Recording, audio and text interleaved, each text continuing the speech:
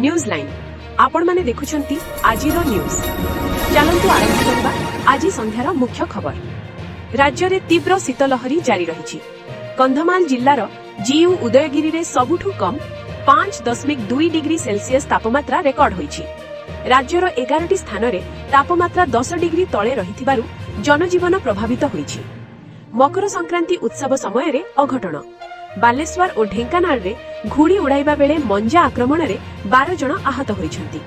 आहत माननकु निकटस्थ हॉस्पिटल रे भर्ती करा जाइछि।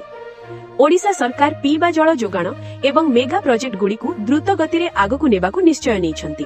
एने उच्चस्तरीय बैठक रे गुरुत्वपूर्ण आलोचना होइछि। सुवर्णपुर जिल्ला रे एक इथानॉल फैक्ट्री रे भयंकर निया लागिछि। अग्निशमन विभाग निया नियंत्रण पई चेष्टा जारी रखिछि। क्षयक्षतिर आशंका करा जाउछि। एतिकी थिला आजिरो मुख्य खबर। एपरि अधिक खबर पई आम सहित जोड़ी होई रुहंतु। नमस्कार।